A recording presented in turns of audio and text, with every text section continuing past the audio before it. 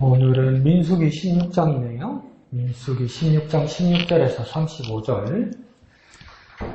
매일 성경은 164페이지에서 165페이지.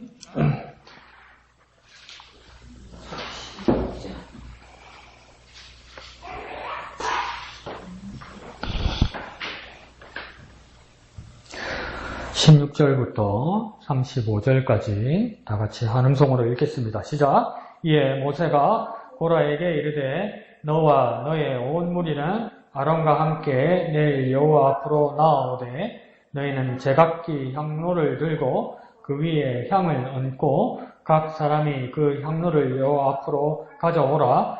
향로는 모두 250개라. 너와 아론도 각각 향로를 가지고 올라올지니라. 그들이 제각기 향로를 가져다가 불을 담고 향을 그 위에 얹고 모세와 아론과 더불어 회막문에 서니라. 고라가 온 회중을 회막문에 모아놓고 그 두 사람을 대적하려 하매 여호와의 영광이 온 회중에게 나타나시니라. 여호와께서 모세와 아론에게 말씀하여 이르시되 너희는 이 회중에게서 떠나라. 내가 순식간에 그들을 멸하려 하노라. 그 두 사람이 엎드려 이르되 하나님이여 모든 육체의 생명의 하나님이여 한 사람이 범죄하였거늘 온 회중에게 진노하시나이까. 여호와께서 모세에게 말씀하여 이르시되 회중에게 명령하여 이르기를 너희는 고라와 다단과 아비람의 장막 사방에서 떠나라 하라. 모세가 일어나 다단과 아비람에게로 가니 이스라엘 장로들이 따랐더라. 모세가 회중에게 말하여 이르되 이 악인들의 장막에서 떠나고 그들의 물건은 아무것도 만지지 말라. 그들의 모든 재중에서 너희도 멸망할까 두려워하노라 하며 무리가 고라와 다단과 아비람의 장막 사방을 떠나고 다단과 아비람은 그들의 처자와 유아들과 함께 나와서 자기 장막문에 선지라. 모세가 이르되 여호와께서 나를 보내사 이 모든 일을 행하게 하신 것이요 나의 임의로 함이 아닌 줄을 이 일로 말미암아 알리라. 곧 이 사람들의 죽음이 모든 사람과 같고 그들이 당하는 벌이 모든 사람이 당하는 벌과 같으면 여호와께서 나를 보내심이 아니거니와 만일 여호와께서 세를 행하사 땅이 입을 열어 이 사람들과 그들의 모든 소유물을 삼켜 산채로 수월에 빠지게 하시면 이 사람들이 과연 여호와를 멸시한 것인 줄을 너희가 알리라. 그가 이 모든 말을 마치자마자 그들이 섰던 땅바닥이 갈라지니라. 땅이 그 입을 열어 그들과 그들의 집과 고라에게 속한 모든 사람과 그들의 재물을 삼키매 그들과 그의 모든 재물이 산채로 수월에 빠지며 땅이 그 위에 덮이니 그들이 회중 가운데 망하니라.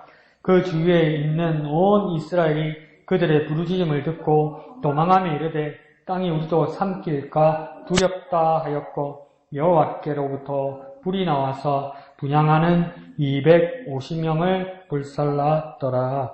아멘. 우리 고라, 다단, 아비람 이 사람들의 반역에 대해서 계속 이야기를 우리가 한 주간 동안 거의 보고 있는 것 같고 그들의 최후가 어떻게 되는지 지금 우리가 보게 됩니다. 그래서 고라와 다단과 아비람 이 사람들은 어떻게 심판받습니까? 나중에 오늘 보니까 어떻게 예? 땅이 갈라져서 이 사람들이 어디에 빠졌다고요? 그러니까 수월이 뭐라고 이스라엘 사람들이 수월을 어떤 뜻으로 쓰는지 아시겠죠? 그러니까 수월이라는 것이 우리가 생각하는 한 가지 뜻으로만 쓰는 것이 아니라 이렇게 전체로 이렇게 통틀어서 쓰는 말인 거예요. 우리는 수월이라고 생각하면 우리는 첫 번째 뭐만 생각하냐면 지옥으로만 생각한단 말이죠. 근데 이 고라와 다단과 아비람의 땅이 입을 벌려서 이 말은 어떤 현상이 일어난 겁니까? 지진이 일어난 거죠, 그죠? 그 지진에서 땅 밑으로 빠진 거잖아요. 그러니까 땅 밑에 꺼져 빠졌다는 것을 그 위치를 뭐라 합니까? 땅 밑을 수월이라고 불렀단 말이죠. 그러면 그 고라와 다단과 아비람의 땅 밑에 빠진 그 자리는 그 자체가 뭐가 된 겁니까? 무덤이 된 거죠. 그러니까 수월이 이스라엘 사람들에게 여러 뜻으로 쓰이는 거예요. 그러니까 땅 밑도 되고요, 무덤도 되고요, 또 더 의미적으로 말하면 죽음도 되는 거예요. 그러니까 하나님 눈으로 보면 뭡니까? 심판도 되는 거예요, 이게. 예. 그래 또 우리가 아는 것처럼 또 영적으로까지 이야기하는 거니까 이게 영원한 지옥을 말하는 것이겠죠. 그러니까 그러면 땅만 수호를 말하는 거냐? 요나가 뭡니까? 물고기 뱃속에 들어갔을 때 하나님 앞에 고백하며 하나님 앞에 고백하며 기도할 때니까 내가 어디에 깊은 곳까지 이르렀습니다? 어디에 깊은 곳까지? 이때까지 뭐 이야기했는데? 네, 스월의 깊은 곳까지. 물고기 뱃속 깊은 것도 스월이라고 얘기했고 바닷속도 스월이라고 이야기했다요.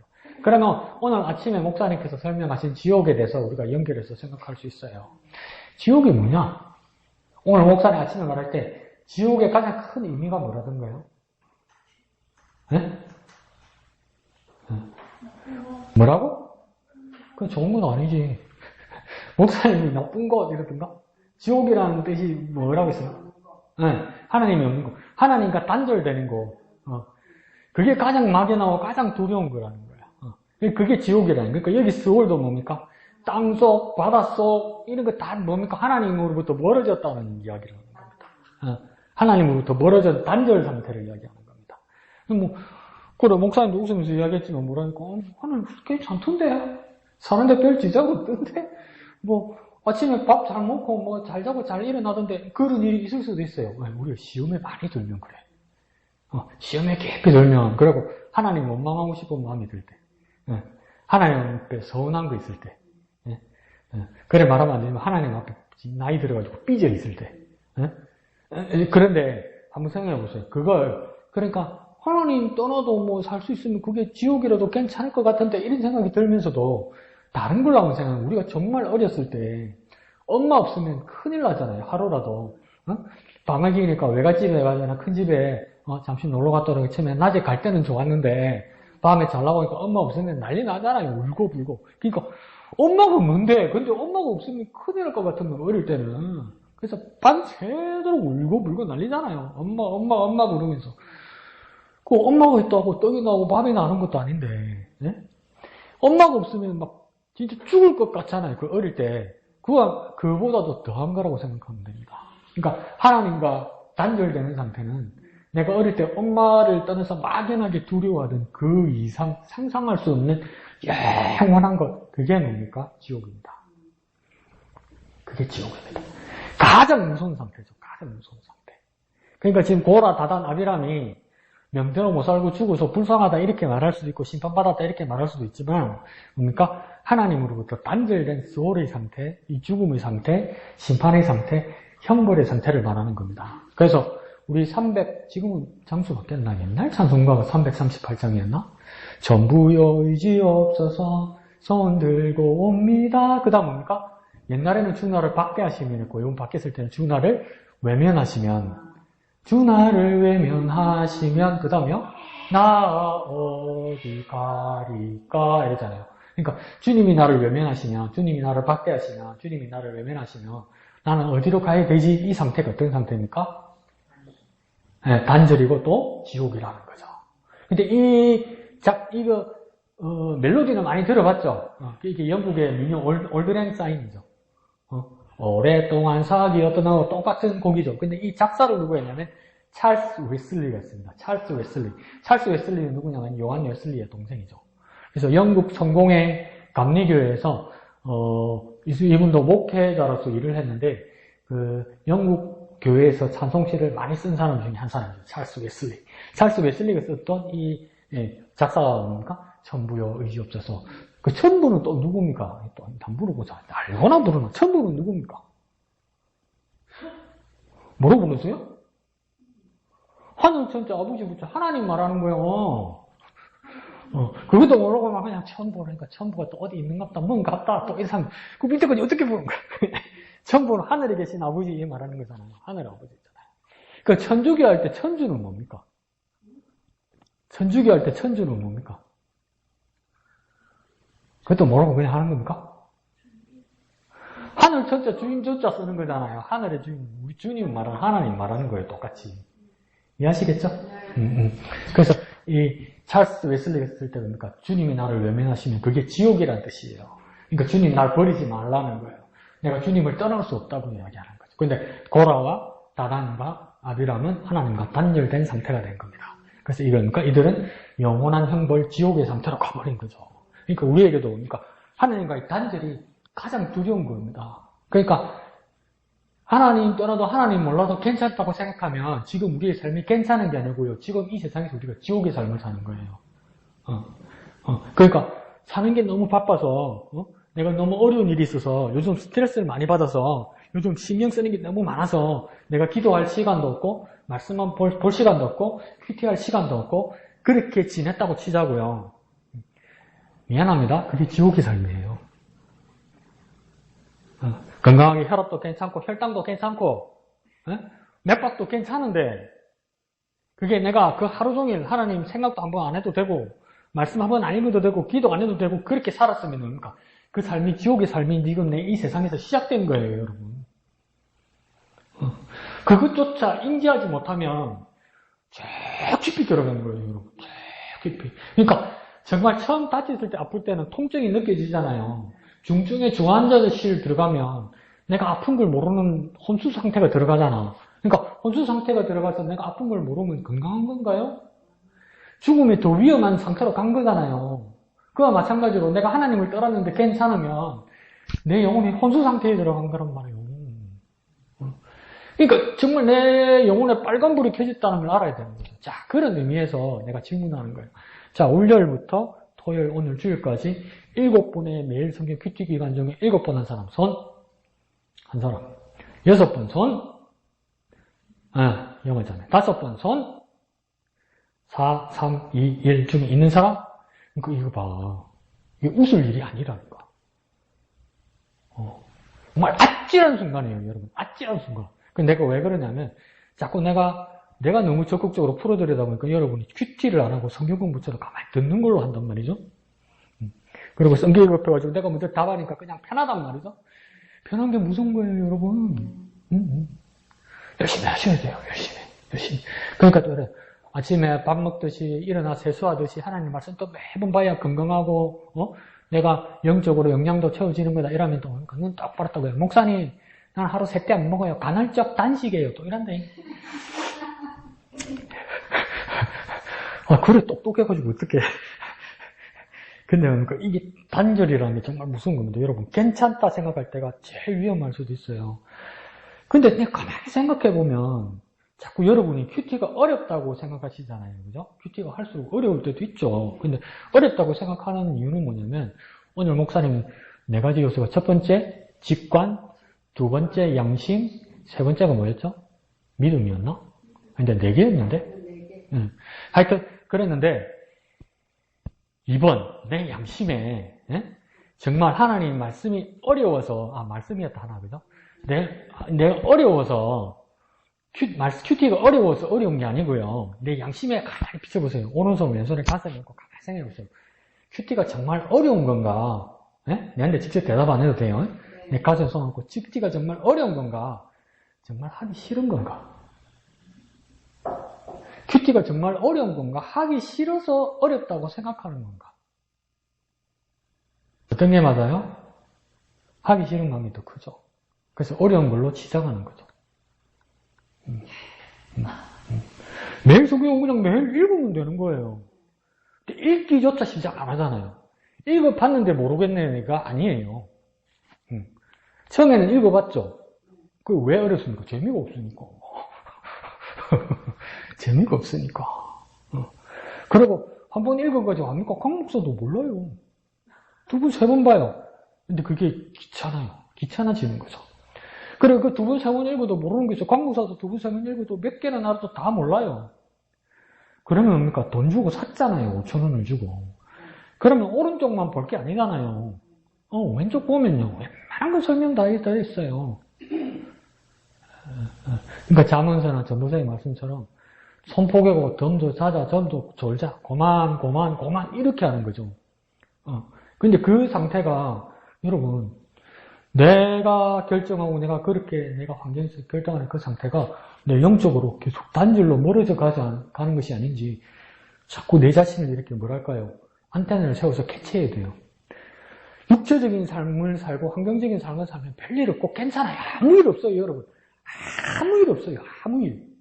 왜 아무 일 없을까요? 목사님 말씀하신 것처럼 영적인 일은 안 보이는 것이기 때문에 사람들의 착각은 뭐냐면 안 보이면 없다고 생각한단 말이에요. 근데 안 보이는데 있다고 믿는 게 우리 영적인 삶이잖아요. 그건 마찬가지로 하나님의 말씀을 안 읽는 것이 괜찮아지는 것이니까 정말 위험한 거죠. 그런데 그러면 큐티의 삶을 다시 시작한다. 이건 뭡니까? 그냥 월요일부터 다시 그 날짜에 펴서 그 한 바닥 읽는 거예요. 아, 참. 이런 말 하면 안 되지만. 우리 어머니가 그러잖아. 걔네 시험 기간 되면 짜증내고 이러면 우리 엄마가 내가 네 보고 책 빨아야지 이래라 하더나. 내가 돈을 벌어 오라더나. 뭐가 그리 짜증이 나고 그거 뭐 그래 화가 나노? 도시락 싸줘, 밥 해줘, 빨래 해줘. 뭐가 그리 짜증이 나노? 그게 뭐 그리 귀찮노? 그렇게 말씀하시더라고요. 저 어릴 때. 그와 마찬가지로 저도 철딱선이 없어서 계속 짜증을 부렸지만 여러분 매일 성경이라는 게 뭐 성경을 한 권을 일독을 해라 합니까? 뭐 몇 권을 떼라 합니까? 몇 장을 읽으라 합니까? 그것도 아니잖아요. 여러분 바쁜 상황, 힘든 시간들 다 할애해서 24시간 중에 24분도 아니에요. 24시간 중에 15분 그거 하나 떼가지고 한 장도 아니고 한 바닥 읽으라는데 한 바닥 읽으라는데 그걸 안 하면요. 그게 또 안 하는 게 익숙해지면 10년 넘게 목양교회가 큐티해온 삶이니까 저 옛날 원위치로 돌아가는 그 위험 신호가 오는 거 아니에요. 그죠? 그거 하셔야 되죠. 하셔야 되죠. 하셔야 돼요. 왜 안 될까? 아니, 자꾸 막 원인이 뭘까 체크해놓고 큐티가 왜 안 될까? 왜 어려울까? 막 고민하지 마세요. 고민할 시간에 그냥 읽으세요. 그런데 시간 보내지 마세요, 제발. 꺼내서 읽으세요. 이래도 안 되면 다시 옛날로 돌아갑니다. 본문에다 줄 치었는지 안 쳤는지 확인하는 방법밖에 없어요. 확인하는 방법밖에 없어요. 할 거예요. 뭐 하겠지. 제가 할 거예요, 확인 다시. 그때 약속했잖아요. 그죠? 작년 연초에 줄 거면서 하기로 했잖아요. 전 안 들어도 돼요. 양심에 매일 줄 끊는 사람. 6분 하는데 어떻게 매일 끊냐? 6분밖에 못 끊지. 할 때는 매일 끊는다. 오케이, 굿. 영어 장면처럼 매일 줄 끊는다. 표시 내세요. 표시 내세요. 표시 내세요. 기도하라 그러고, 말씀 보라 그러고, 묵상 큐티 하라 그러면 할 말이 없어가지고, 그렇게 고민하고, 기도시켜 나오면 막, 벌써 한 달 전부터 얼굴이 죽상이 돼갖고, 막, 그러면서 모여가지고 이야기하면, 자, 당신 차례 이야기 안 됐는데도, 시키도 안 해도 말은 잘하더만! 어떻게 하나님 말씀하고 표현하면, 왜 그래 할 말이 없을까? 왜 그렇게 할 말이 없을까? 그 말은 뭐냐면, 다시 거꾸로 말하면 할 수 있다는 겁니다. 할 수 있다는 겁니다. 거꾸로 말하면. 아시겠죠? 아따, 잔소리 한다, 그죠? 자, 봅시다. 나눔 1번 해볼까요? 왼쪽 밑에. 시작! 위압적인 태도로 군림하려는 권위주의는 지양해야 하지만 하나님이 공동체를 세우신 사람의 정당한 권위는 존중되어야 합니다. 오늘날 정당한 권위가 인정받지 못해서 나타나는 현상은 무엇인지 이를 바로잡으려는 어떤 노력과 조치가 필요한지 서로 생각을 나누어 봅시다. 자, 왼쪽 맨 밑에 줄에서 하고 오른쪽 맨 위에 줄에 두 가지를 비교하는 겁니다. 왼쪽 맨 밑에 줄에서는 1. 권위. 그 다음 오른쪽 맨 위에는 뭡니까? 여기다 1. 권위주의다. 그죠? 1. 권위주의. 오른쪽 맨 위에는 뭡니까? 권위주의가 아닌 권위. 이 권위주의와 권위가 어떻게 다른지 여러분 이해가 가십니까? 권위주의 밑에다가 그거 한번 쓰십시오. 사람. 네, 사람. 오른쪽 위에 권위 있죠? 권위에는 뭘 쓰겠습니까? 사람 대신? 예, 하나님. 쓰는 겁니다. 권위와 권위주의가 비슷한 말 같지만, 권위주의를 내세우는 건 사람 자신을 내세우는 거예요. 근데 권위 자체는 누가 주신 겁니까? 사람에게 하나님이 주신 거예요. 그러니까 권위주의와 권위가 명확하게 구분되는 거죠. 권위주의는 사람이에요. 나 대우해달라. 내가 이만한 위치다. 내가 존중받고 싶다. 이렇게 하는 거죠. 그런데 그것보다 더 중요한 것은 뭡니까?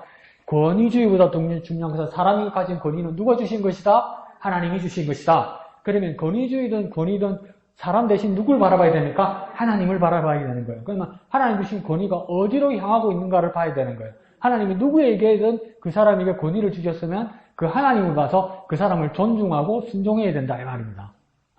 이해하시겠죠? 나도 니하고 수준 똑같고 어떻게 하면 난 니보다 더 많이 배웠고 나는 니보다 더 나이 많은데 이거 하나님 앞에서 아무 관련 없습니다. 하나님께서 어떻게 주셨는가. 그래서 그 차이가 난다는 거죠. 근데 오른쪽 밑에 위에서 두 번째 줄 정당한 권위가 인정받지 못해서 나타나는 현상은 무엇인지. 그게 1번 질문이에요. 정당한 권위가 인정받지 못해서 나타나는 현상은 무엇인지. 두 번째 질문요. 밑에 줄 어떤 노력과 조치가 필요한지. 첫 번째 봅시다. 정당한 권위가 인정받지 못해서 나타나는 현상은 어떤 겁니까? 우리의 삶에서. 정당한 권위가 인정받지 못해서 나타나는 현상이 어떤 게 있던가요? 그럼 정당한 권위는 누가 주는 거라고 우리 정리됐습니까? 예? 정당한 권위는 누가 주는 거라고 우리 지금 정리됐습니까? 하나님이죠, 그죠? 정당한 권위는 하나님이 주시는 것이다, 그죠? 근데 그 정당한 권위가 인정받지 못하는 현상은 어떤 때 있습니까? 있는 사람이 어떻게 한다고? 별로 어떻게 한다고? 넌 나를 상당히 혼란스럽게 하는구나. 조금만 더 생각하고 말하자. 자, 정당한 권위가 인정받지 못해서 나타나는 현상이 뭡니까? 우리 주위에 어떤 일들이 일어나던가요? 사건들 중에서. 이영아, 생각을 하고 말하자. 산불하고 정당한 권위하고 무슨 상관이냐. 자, 정당한 권위가 인정받지 못해서 나타나는 일들. 공동체 내에서 질서죠, 질서. 질서. 어떤 일을 추진해 나갈 때는 분명히 리더가 필요하죠, 그죠? 그러면 그 리더가 나보다 부족한 사람일 수도 있고, 내 아래 사람일 수도 있고, 나보다 못 배운 사람일 수도 있어요. 학력이 다른 사람일 수도 있어요. 그렇지만 하나님께서 세운 사람이면 그 리더를 따라가야 되는데, 그 생각과 다르다고 해서 내가 먼저 서버리면 뭡니까? 내가 내 주장을 강하게 해버리면 우리가 해야 될 일들이 무너지게 되죠. 무너지게 되죠.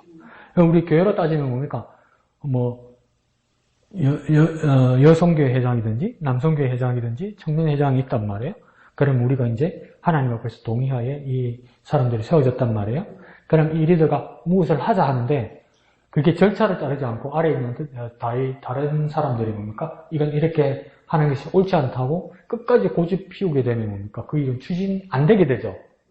그러면 우리 친목 모임에서는 그 일이 추진이 안 되는 것으로 끝이 나지만 그리스도인 교회 공동체에서는 그 일이 이루어지지 않으면 뭡니까? 하나님 일이 이루어지지 않는 거예요. 그러면 그 권위를 받으면 사람의 자존심 상하는 문제에서 끝나는 것이 아니라 하나님이 일을 가로막는 일이 되는 거예요. 큰 사건이 되는 겁니다. 큰 사건. 그래서 뭡니까? 서로 지체들, 그리스도 안에서는 서로 지체들이 연합하여 서로 이 지체들이 되어야 된다고 이야기하잖아요. 어쨌든 도와줘야 되고, 어쨌든 함께해야 되고, 어쨌든 동참해야 돼요. 어떻게 하든 동참해야 돼요. 내 마음에 안 들 수도 있어요. 리더가 주장하는 것이. 저 사람이 저걸 감당하지 못할 것 같기도 해요. 저 사람이 저걸 할 수 있을까? 불안하기도 하고 부족해 보이기도 해요. 근데 저 사람이 하나님 주신 말씀이라고 해요. 불안해 보이고 부족해 보이잖아요. 그럼 어떻게 해야 될까요? 내가 도와줘야지. 발전기 구경 해봐. 그래도 안 되면 봐라 내가 안 된다 그러대. 그러면 안 된단 말이에요. 아이 불안해 이 사람 안 돼. 그러면 뭡니까? 내가 도와줘야지. 이 사람 혼자 못 하겠는데? 그러니까 내가 동력자가 돼줘야지. 근데 대부분 교회든 교회 밖이든 뭡니까? 자꾸 브레이크 걸고, 브레이크 걸고 해코지 안 하더라도 어떡합니까? 동참 안 하고, 비협조적이고, 구경한단 말이에요. 교회에서 가장 위험한 건 뭡니까? 적극적으로 해코지 하거나 비협조적으로 하지 않더라도 구경하지 마세요. 교회에서 누가 헌신하는 일에 대해서 구경만 하지 마세요. 같이 하세요, 같이. 도와주세요, 도와줘. 함께해요. 그리고 뭡니까? 누가 봐도, 저분 정말 저거 잘한다 이러면 뭡니까? 좀 뽕받으세요. 뭐랄까, 따라 하세요. 모방하시라고요.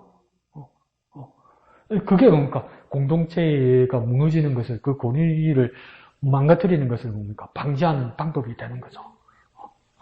이해하시죠? 그러면 이번의 질문에 어떤 노력과 조치가 필요할까요? 노력과 조치도 같이 이야기했다, 그죠?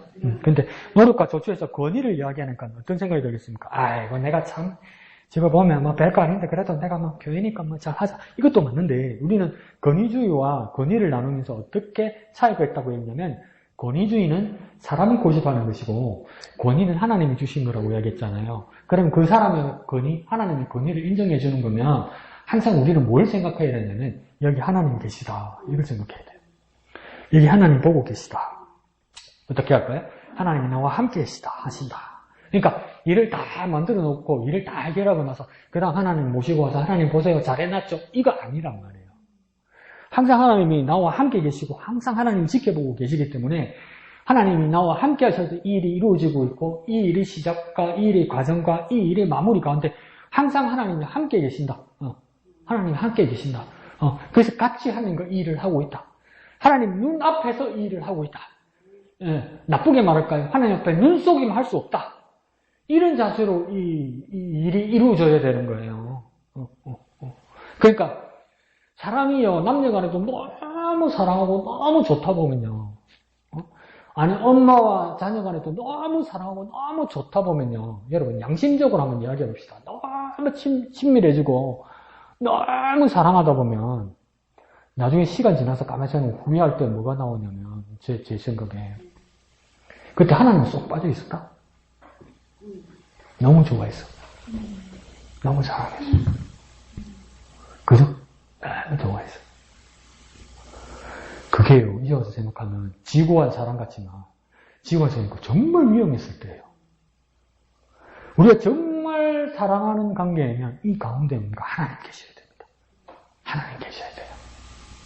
내가 정말 사랑하는 남편이고 사랑하는 부인이고 사랑하는 자녀고 사랑하는 친구고 내가 좋아하는 사람을 아끼는 사람이라면 가장 친밀한 건데 이 한 가운데 하나님이 계셔야 우리의 사랑도 하나님께서 보증해 주시고 지켜주시고 가장 순수한 사랑이 되는 거예요.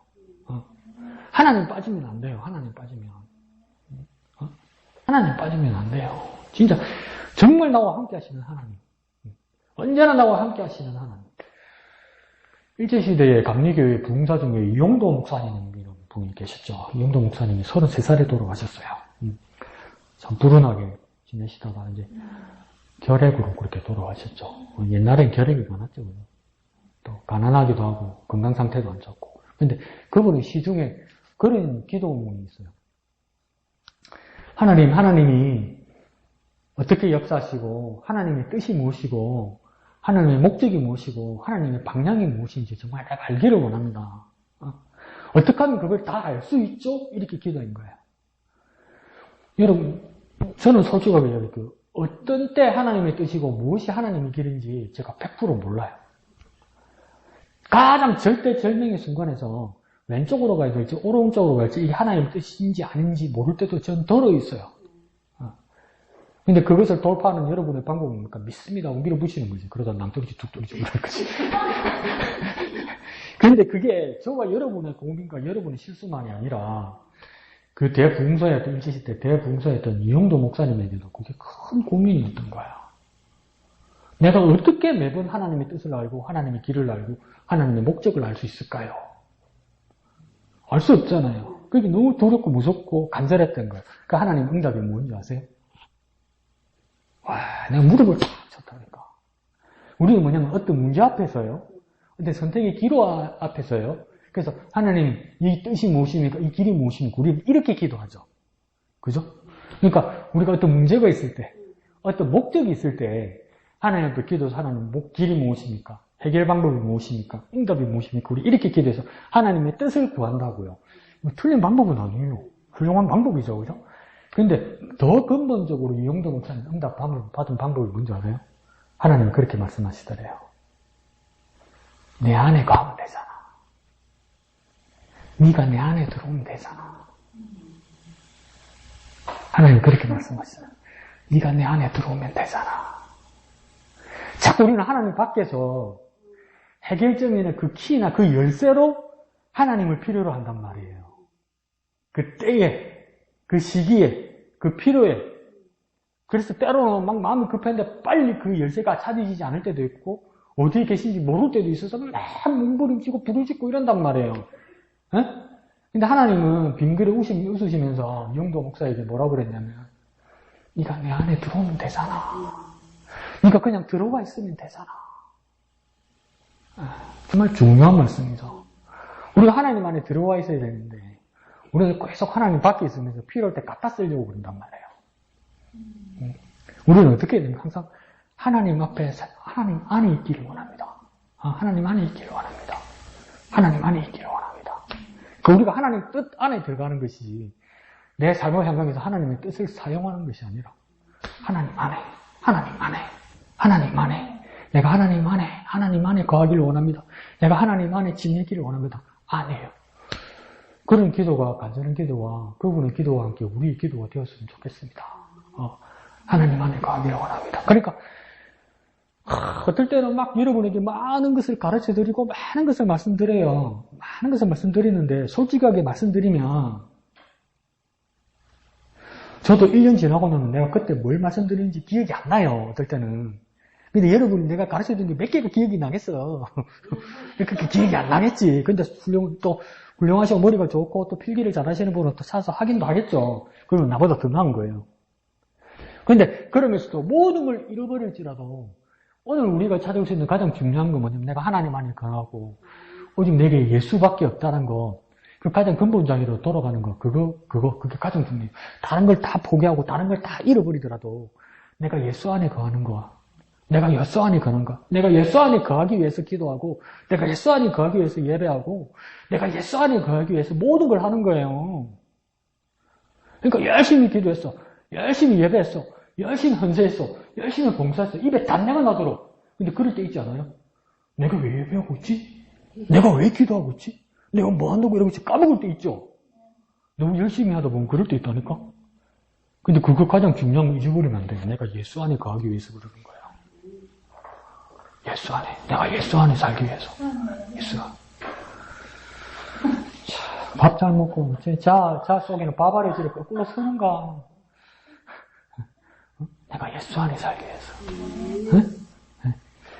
그렇게 나아가는 저와 여러분 되시기를 부탁드립니다. 나눔 3번 해볼까요? 시작. 악한 길에서 벗어날 기회가 있을 때, 악한 자들의 모에서 빠져나올 기회가 있을 때 지체 말고 뛰쳐나와야 합니다. 이거 우리 지난주에 그렇게 배웠죠, 그죠? 하나님 우리에게 말씀 주실 때 어떻게 합니까? 즉시 순종해야 된다고. 그러니까 우리말로 질질 끄지 말라고. 질질 끄면 고생한다고. 그러니까 깨달았을 때 즉시 순종해야 된다. 그런 뜻이겠죠? 오늘날 하나님이 그리스도인들에게 속히 떠나라고 명령하시는 악한 길은 무엇입니까? 오늘날 우리에게 속히 떠나라고, 거기에서 나오라고 말씀하시는 그 악한 길은 무엇입니까? 오늘 우리에게. 거기에서 당장 나오라. 거기 있으면 안 된다. 하나님 당장 나오라고 하는 그 길은 어떤 길입니까? 어떤 자리입니까? 저 여러분에게. 어떤 자리든가요? 하나님 언제 당장 나오라던가요? 그런 적 없는데. 나는 여기가 줬어. 오늘 그밖에 못 들었는데. 입원했을 때 둘째 날에 옛날 그러니까 막 자꾸 잤다가 깨다가 이랬는데 갑자기 막 입원실에 불을 딱 켜더니 간호사가 전부 일어나라고 그러는 거예요. 일어나라고. 새벽 4시 반이었어요. 전부 왜 그러지? 그러니까 제가 있던 입원실이 8층이거든요. 10층 건물에 8층인데 1층에 불이 났다는 거예요. 새벽 4시 반에. 근데 자다가 깨어나니까 무슨 말인지를 못 알아듣겠는 거예요. 처음에. 불 났다니까. 이게 그래서 자다가 일어나면 새벽에 깨어나면 이게 진짜 불 났다는 이야기인가 내가 꿈에서 들었던 게 안 깬 건가 막 이럴 때 있잖아요. 막 잠이 어려가지고 불? 무슨 불? 뭐 어쨌다는 거야? 큰일 났네. 타 죽겠네. 그런 생각 안 들어요. 정신이 없어서. 그래서 빨리 내려가십니다. 빨리 피신하셔야 됩니다. 막 이러더라고. 그래서 나가야 되는 것보다 이런 거예요. 마음이 급하지도 않고 막 진통제 맞고 이런 게 정신이 없어가지고 나가야 되는가 보다. 근데 그냥 나갈 수도 없잖아요. 링거 이거 다 꽂혀 있잖아요. 그거 들고 그래서 가다가 빨리 나가야 되잖아요. 근데 저도 정신이 없으니까 나가자 이러다가 빨리 나오면 될 건데 마스크 이러면서 또 마스크 진짜 불 올라왔으면 죽었을 거야. 나 혼자 다른 사람 다 나갔는데 나 혼자 마스크 이러면서 나가려도 밖에 추울 건데 잠바 점프도 하나 챙기고 이렇게 나왔죠. 그러니까 처음에는 옥상으로 가라고 들었거든요. 옥상? 옥상 정원처럼 이렇게 됐으니까 요즘 큰 건물. 그런데 그 사람들이 엘리베이터를 누르는데 1층을 누르는 거예요. 그래서 옥상 가라 그랬는데 왜 1층 갈까? 이러니까 마당으로 가라 했더니 근데 불나면 원래는 엘리베이터 타면 안 되죠. 엘리베이터 타면 안 돼요. 원래는 중간에 끊어지거든요. 그러면 갇혀가서 탄단 말이에요. 원래는 계단으로 움직여야 돼요. 근데 엘리베이터 타더라고요. 그래서 바보같이 탔지. 그래서 불이 그까지 안 올라와서 다행이지. 그 마당에 가니까 그 1층이 여러 상가들이 있는데 그 식당가가 하나 있었어요. 그 한정식 하는 집인데 여러 음식을 준비하면서 그 생선들도 이렇게 다루는데 화로를 다룬다고 수족관이 밖에 있었는데 수족관 거기가 탔던 거야. 그러니까 많이 타진 않았어. 근데 그 연기가 이제 환풍기를 타고 저 꼭대기까지 올라갔던 거야. 그 냄새가 올라갔던 거죠. 그러니까 다행이죠. 1층도 안 타고 그 수족관만 타서 끝난 거죠. 근데 그게 4시 반에 그런 거예요. 4시 반에. 그러니까 밖에 이제 얼마나 추워요. 새벽 4시 반에. 그때가. 추워가지고 빨빨빨빨 떨고 있는데 이제 소방대원들 내려 우리들 쳐다보더니 환자분들 그 밤에 그 연기 냄새 안 나던가요? 목 안 막히던가요? 이러는 거예요. 그러니까 환자, 정신 말짱한 환자 한 사람이 뭐라는지 아세요? 전부 다 코스를 코로 막아놨는데 냄새가 납니까? 전부 부비동 수술해가지고 코를 가지고 쏨을 양쪽에다 다 막았는데 그 냄새가 나면 진짜 불났으면 죽었겠대 우리는. 연기 냄새 못 맡으니까 그거 다 죽었겠대. 근데 막 저는 이제 그때서부터 한계가 오는 거예요. 추워가지고 이러는데 이 소방관 이 체계가 제대로 질서가 안 잡혀가지고 간부들 한 사람마다 의견이 다른 거예요. 아 이제 불 안 났으니까 올라가도 된다 이런 사람도 있고 연기가 있으니까 위험하니까 이따가 가라는 사람도 있고 자꾸만 의견이 나누는 거예요. 근데 저는 속으로 뭐라 생각했냐면 아 이거 춥구만 그럼 올라가자. 냄새가 안 나는데 어차피 코 막혀가지고 아 이거 추워서 못 견디겠다 이래 싶은데 그 환자가 한 10명이 넘었는데 입원 환자가 다른 환자들은 짜증을 안 내는 거예요. 짜증을. 괜찮다고 그러고 그래서 한 1시간 정도 밖에 서 있었거든요.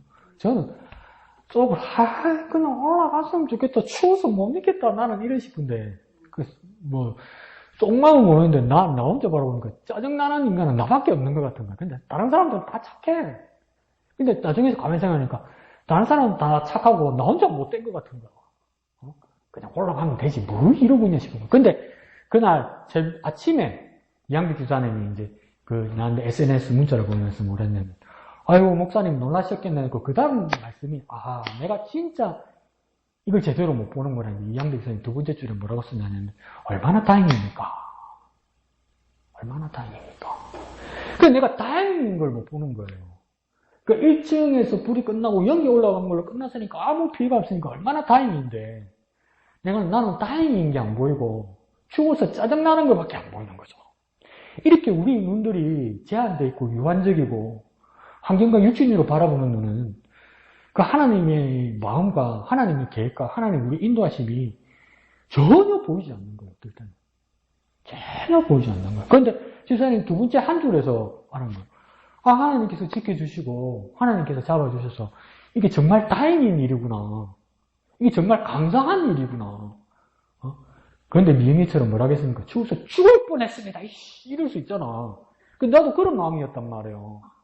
근데 그게 안 보였던 거예요. 그러니까 영적인 눈이라는 것이 무엇이냐. 하나님께 집중하고 하나님의 마음을 알려고 하는 거예요. 그러니까 우리가 인간적으로 하나님을 한번 생각해 보자고요. 그러면 한 새벽 3시 반이나 4시에 불이 붙었겠지. 그 1층에. 그러면 하나님의 눈으로 그 상황을 보자고요. 이 서울 메디칼 빌딩에 1층에 불이 나. 연기가 나. 그럼 하나님은 불이 나기 전에 불 날라할 때 하나님 봤을까요? 못 봤을까요? 하나님 봤겠지. 근데 불이 붙으려고 그래. 그럼 하나님 어떡할까? 큰일 났다. 큰일 났다. 저 우리 개마들이 있는데, 8층에 우리 개마 있는데, 어떡하지? 불 나면 안 되는데? 그럼 하나님이 하고 껐을 거 아니야. 불이 붙으면 안 된다고. 껐을 거 아니야. 근데 실컷 살려놨더만 추워 죽겠다고 짜증내고 앉는 거예요. 이놈 아들은. 그게 안 보이는 거예요. 근데 다른 하나님의 사람을 통해서 하나님의 딸을 통해서 그게 보이게 하는 거예요. 정말 하나님께서 함께 하셔서 다행이다. 그러니까 하나님이 함께 하신 것이죠. 그러니까 큐티가 왜 중요하냐면요. 나 혼자 하는 것도 중요하지만 다른 사람들이 깨달은 거를 해주는 말을 잘 듣는 거 참 중요해요. 나누는 게 참 중요해요. 그걸 깨달은 거죠. 그래서 꼭 맞는 말은 아니지만 나눔 3분의 지면서 빨리 나와야 돼. 마스크 가지러 가지 말고 짬바 가지러 말고 하나님 얼마나 따뜻했을까. 지금 마스크 가지러 간다. 아우 답답해. 그랬을까. 저거 봐라 또 들어간다. 잠바 가지러 간다. 저거 봐라 저거. 하나님 얼마나 답답하셨겠어요. 그래도 그런 미련한 우리를 하나님께서 지키셨다는 거죠. 근데 우리 일거수일투족 모든 삶에서 하나님께서 저와 여러분을 그렇게 지키십니다. 그걸 깨달을 수 있다는 것이죠. 그리고 저처럼 둔하게 말고 빨리 캐치하실 수 있도록, 빨리 깨달을 수 있도록 여러분 기도하셔야 되고, 오늘 목사님 말씀하시는 것처럼 내 영적인 눈이 깨이게 하여 주시옵소서. 그렇게 기도할 수 있는 저와 여러분 되었으면 좋겠습니다. 자, 하나 더 볼까요? 오늘 17과 104페이지. 성경은 창세기 45장 1절에서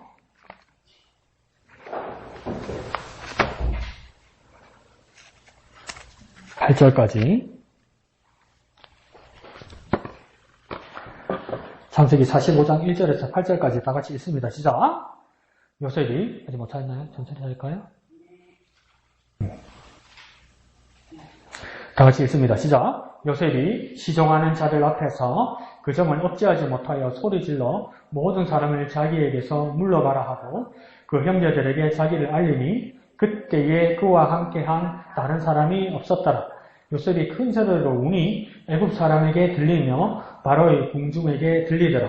요셉이 그 형들에게 이르되 나는 요셉이라. 내 아버지께서 아직 살아 계시니까 형들이 그 앞에서 놀라서 대답하지 못하더라. 요셉이 형들에게 이르되 내게로 가까이 오소서. 그들이 가까이 가니 이르되 나는 당신들의 아우 요셉이니 당신들이 애굽의 판자라. 당신들이 나를 이곳으로 팔았다고 해서 근심하지 마소서. 한탄하지 마소서. 하나님이 생명을 구원하시라고 나를 당신들보다 먼저 보내셨나이다. 이 땅에 2년 동안 흉년이 들었으나 아직 5년은 밭가리도 못하고 추수도 못할지라. 하나님이 큰 구원으로 당신들의 생명을 보존하고 당신들의 후손을 세상에 두시려고 나를 당신들보다 먼저 보내셨나니 그런즉 나를 이리로 보낸 이는 당신들이 아니요 하나님이시라. 하나님이 나를 바로에게 아버지로 삼으시고 그 온 집의 주로 삼으시며 애굽 온 땅의 통치자로 삼으셨나이다. 아멘. 그런데 이 말씀을 요셉의 입장과 우리 제3자의 입장에서만 지금 볼 수 있는 거고 요셉의 고백으로만 볼 수 있는 거잖아요. 그런데 이 나머지 10명의 형의 입장에서 봅시다. 어떻게 했을까요? 기절초풍할 일이지.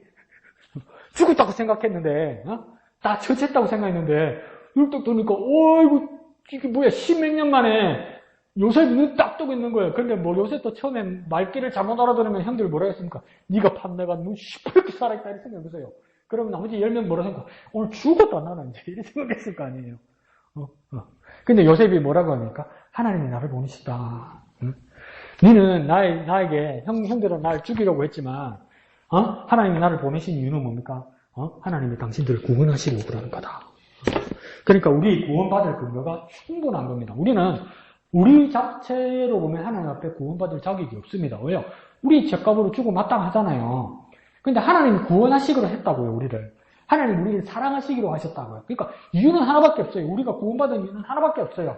하나님 우리를 사랑하셨기 때문이에요. 하나님 우리를 사랑하셨기 때문에. 그러면 우리 구원을 통해서 뭘 느끼게 됩니까? 하나님의 사랑을 느껴야 되는 거죠. 하나님의 사랑을 깨달아야 되는 거죠. 내가 구원받은 하나님이 나를 이렇게 사랑하시는구나. 그걸 느낄 수 있어야 하는 겁니다. 자, 봅시다. 왼쪽 위에 제목 볼까요? 시작. 그리스도의 예표 요셉. 그러면 두 인물이 나온다, 그죠? 그리스도와 요셉이 나온다, 그러죠? 오늘 본문에는 누가 먼저 나옵니까? 요셉이 나오죠. 근데 요셉은 그러면 누구를 나타낸다는 겁니까? 그리스도를 나타낸다는 거죠. 그걸 뭘로 표현했습니까? 예표라고 이야기하잖아요. 그러니까 그리스도의 예표, 요셉, 이 말은 뭐냐면 예수 자체가 그리스도란 말이 아닙니다. 그리스도 자체가 요셉이라는 거 아닙니다. 등식으로 이퀄을 쓰면 안 됩니다. 그러니까 뭡니까? 요셉을 통해서 그리스도를 만날 수 있다는 겁니다. 그러니까 다시 말하면 아침에 목사님 말씀하신 것처럼 그리스도로 바라볼 때 요셉은 뭡니까? 그림자입니다. 그림자. 그러니까 그림자는 실상은 아니죠. 그렇지만 그림자는 뭡니까? 완전 가짜는 아니죠. 여기서 내 그림자가 나오면 이건 강우경 손의 그림자지 이양덕이나 김영하의 그림자는 아니죠. 그와 마찬가지란 말이에요. 그러니까 여기서 가운데 예표 나 있죠. 예표. 예표를 무슨 뜻이라고 예배 같은 뜻을 계속 한번 적어보겠습니다. 예표와 같은 뜻을 전조. 앞전자 할 때 전치죠. 전조. 두 번째는요. 징조. 징조. 그 다음 세 번째는 뭡니까? 모형. 모형. 전조, 징조, 모형. 그 다음 아침에 우리 배운 대로 뭡니까? 그림자. 그림자. 그림자. 그럼 여기서 그리스도와 요셉을 바라볼 때 전조, 징조, 모형, 그림자, 예표는 누구입니까? 그리스도입니까? 요셉입니까? 헷갈리는 거. 요셉이죠. 왜요? 그리스도가 실상이니까. 그리스도가 실상이니까. 이해가십니까? 예표, 전조, 징조, 모형, 그림자는 뭡니까? 요셉이고 예수 그리스도는 뭡니까? 실상, 실제, 본질. 그러니까 요셉은 그러면 아무것도 아니다, 껍데기다 이 말이 아니라 요셉의 모습을 통해서 누구를 발견할 수 있다? 실상인 그리스도를 발견할 수 있다. 이렇게 보는 겁니다. 자, 그 다음 중심구절 한번 볼까요? 45장 7절을 인용했네요. 다 같이 읽습니다. 시작! 하나님이 큰 구원으로 당신들의 생명을 보존하고 당신들의 구원을 세상에 두시려고 나를 당신들보다 먼저 보내셨나니. 자, 여기 정리해 봅시다. 여기서 나는 누구입니까? 요셉입니다. 자, 당신들은요, 그 10명의 형제를 이야기하는 겁니다. 자, 그러면 여기서 가장 큰 주어는 뭡니까? 요셉이 한 일도 아니고 형들이 잘못한 일도 아니에요. 가장 주된 일은 뭡니까? 맨 앞에 나오는 하나님이 무엇을 하셨는가를 발견하는 거예요. 그러니까 목사님 오늘 영적인 세계를 말하는 것처럼 똑같은 글로 된 성경을 보더라도 영적인 세계를 보는 방법 중에 하나는 뭐냐면 주어가 하나님이라는 걸 딱 찾으면 그게 영적인 세계가 보이는 거예요. 자, 오늘 본문 7절에서도 뭡니까? 주어는 누구입니까? 요셉도 아니고 형들도 아니고 결정이 지나는 것처럼 하나님이라는 거예요. 하나님. 그럼 하나님이 무엇을 하셨느냐? 뒤에 따라 나오죠. 그죠? 큰 구원을 해가신다.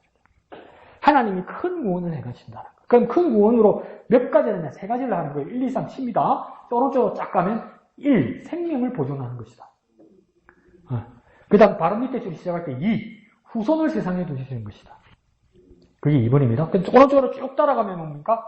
보내셨습니다. 3. 보내셨다. 자, 하나님이 이 요셉의 가족들을 구원을 이루기 위해서 첫 번째 뭘 했냐면 생명을 보존하려고 했다는 거예요. 누구의 생명요? 이 요셉의 생명이 아니네요. 누구의 생명요? 형들의 생명을 보존하려고 했다는 거예요. 이건 뭡니까? 배신자이고 동생을 죽이려 했고 살인자이고 인신매매로 판 사람이고 야곱 아버지에게 거짓말한 사람이잖아요. 그런데도 뭡니까? 하나님의 마음은 그럼에도 불구하고 생명을 보존하시려고 한다는 거예요. 그게 하나님의 구원이라는 거예요. 그러니까 내가 자격이 있어도 구원받은 것이 아니고 나는 죄인임에도 불구하고 하나님이 나의 생명을 보존하시려고 하셨다고요. 그래서 내가 구원받는 거라고요. 그게 첫 번째 구원의 일이에요. 두 번째는 뭡니까? 후손을 세상에 두시려고. 이 말은 뭡니까? 당대에 나만 혜택을 보는 게 아니란 말이에요. 내 후손들, 내 후배들, 다음 세대까지도 뭡니까? 하나님께서 보장해 주신다는 거예요. 지켜주시겠다는 거예요. 여러분 연세가 드시면서 나이가 들면서 자녀들뿐만 아니라 손주들이 생기면서 후손에 대한 생각들이 깊어지죠. 달라지죠. 옛날엔 막연했잖아요. 그런데 뭡니까? 내 자녀를 지나서 손주가 생기니까 뭡니까? 후손이라는 이 개념이 좀 가까워지죠. 막연하게 생각하다 보면 다르죠. 근데 나처럼 보면서 네가 뭘 알겠노 싶어서 나 잘 모르지. 여러분이 더 잘 알지. 그런데 뭡니까? 이게 얼마나 감동적인 일입니까? 너뿐만 아니라 너희 후손들까지 세상에 두시려고 지켜주시려고 이 말이에요. 그게 하나님의 구원이란 말이에요. 그러니까 바울이 사도행전 16장 31절에 주 예수를 믿어라. 그러면 너와 내 집이 구원을 얻으리라 이렇게 말했잖아요. 너뿐만 아니란 말이에요. 내 집까지도 네 가문까지도 구원으로 책임지신다 이 말이에요. 그게 두 번째 구원이에요. 세 번째는 이 구원을 위해서 뭐 하셨다는 겁니까? 보내셨다는 거예요. 누구 보내셨습니까? 요셉을 보내셔요. 이게 보냈다는 말을 우리가 잘 아는 말로 두 자로 바꾸면 뭡니까? 사명 주셨단 말이에요. 사명 주셨단 말이에요. 그러니까 하나님의 구원을 위해서 우리가 사명받은 자란 말이에요. 우리는 구원받은 자뿐만 아니라 하나님 구원을 전하기 위해서 사명받은 자란 말이에요. 보내심 받은 자란 말이에요. 내가 구원받은 사람 맞습니까? 여러분 구원받은 사람 맞습니까? 아, 두 사람. 나머지는 난 모른다 이거지. 니 알아서 해라 이거지. 자, 내가 구원받은 사람이면 나 또한 사명자라는 걸 발견해야 돼요. 내가 구원받은 자라는 사람이 확신이 있으면 나는 이제 사명받은 자예요. 무슨 말입니까? 구원받은 나는 이 구원을 다른 사람들에게 전할 책임이 있단 말이에요. 의무가 있단 말이에요. 그러니까 나를 통해서 내 집도 구원받는 거예요. 이번에 말하는 것처럼 내 후손도 구원받는 거예요. 내가 사명받은 건 자격이 있어서 사명받은 게 아니고 배신자 같은 나인데도 뭡니까? 큰 구원을 베푸시기 위해서 생명을 보존하시는, 내 생명을 보존하시는, 내가 죄인임에도 불구하고 반대로 생명을 보존하시는 하나님의 사랑 때문에 그렇게 됐다는 거. 그걸 뭡니까? 이걸 어우르면서 깨달은 걸 누가 깨달은 겁니까? 요셉이. 그래서 요셉이 꿈의 사람이라고 이야기할 때 밤에 잠자면서 꿈꾸면서 볕단, 별들 이런 것이 막 경배하고 야윈소가 살찐소를 잡아먹고 쭉쭉이가 맺는 볕단이 큰 알곡실이 튼튼한 볕단 잡아서 흉년, 풍년 생각하고 이런 거 잘 맞추는, 그래서 그 사람이 그냥 꿈의 사람만이 아니라, 자 이거 보세요. 큰 구원을 매일 바라보고 있다니까. 이게 더 큰 꿈의 사람인 거예요, 여러분. 밤에 꿈꾸고 이게 무슨 뜻인지 이거 몰라도 돼요. 그보다도 여러분이 더 큰 꿈을 꾸고 더 큰 꿈의 사람이 되는 겁니까? 하나님이 큰 구원을 바라보는 사람이 되어야 되는 거예요. 요셉이 그걸 본 거예요. 뭡니까? 나에게 배신자 형을 통해서도 뭡니까? 하나님이 큰 구원을 바라본 거예요. 감옥에 갇혔어요. 억울하게 갇혔어요. 강간범이래요. 와, 내가 강간범이래. 손도 안 댔는데, 손대길래 도망왔는데, 내가 강간범이래. 그래서 내가 감옥에 갇혔어. 내가 이래가 사는 게 뭐고, 이래 차라리 죽는 게 낫지 않겠나. 요새 그러지 않았단 말이에요. 이 모든 과정 속에서도 결국 그러니까 하나님이 큰 구원이 계획되어 있다고 그게 싹 보이는 거예요. 여러분에게도 그러니까 예수 그리스도의 큰 구원을 여러분의 가슴에 품고 온 세상을 그 큰 구원으로 바라보면 최고의 꿈의 사람이 되는 겁니다.